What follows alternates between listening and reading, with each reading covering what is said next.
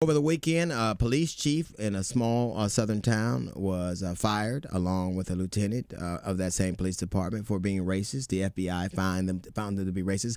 In 2008, the FBI issued a report that said the police departments across the United States of America have been compromised by white supremacists, racists, skinheads. In other words, people who had inclinations to act on their racial biases.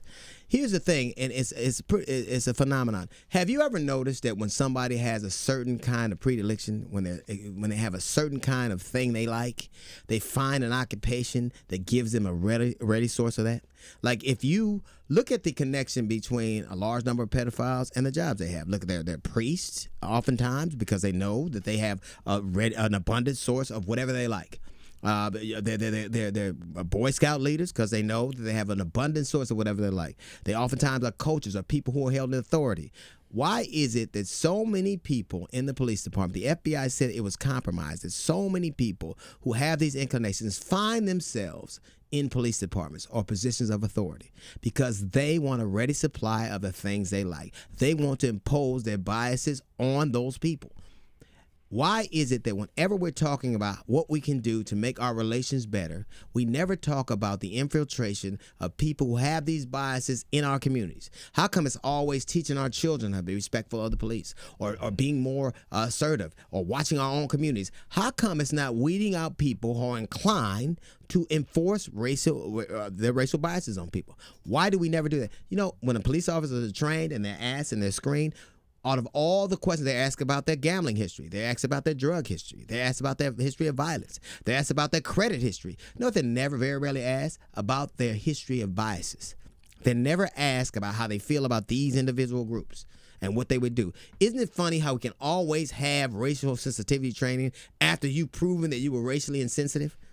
We can always talk about we need to better our relationships. We need to be sensitive to other cultures after you killed an innocent black kid, an unarmed black kid.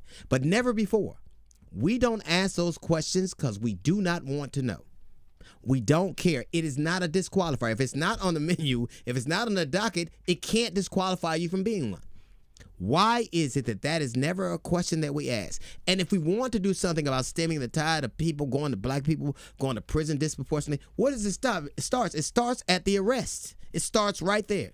Why is it that our police officers aren't asked a simple question? How do you feel about these people?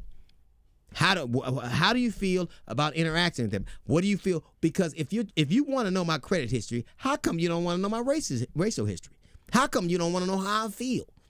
If we test you psychologically, how come we don't want to know how your biases will manifest themselves on the people that you are supposed to serve? And if you feel a certain way about that, how can you serve them? Policemen in Los Angeles in the 1950s, 60s, and 70s were brought specifically from the southern region to do what? Handle the problem. That has not changed in police departments all across the country. If you want to change the way we police, ask the police what they believe. You wouldn't give a police officer with a bad credit. He can't get a job if he has horrible credit. He can't get certain kinds of jobs if he have a substance abuse problem before you hire him. After you hire him, it's okay because then you'll work with him. But before he's hired, before he passes that probationary period, before he actually get on the streets, how come we don't ask these questions? Either we don't want to know or we do. And that's even more insidious. Either we don't want to know if they act like that and why they act like that, or we want them to act just like that.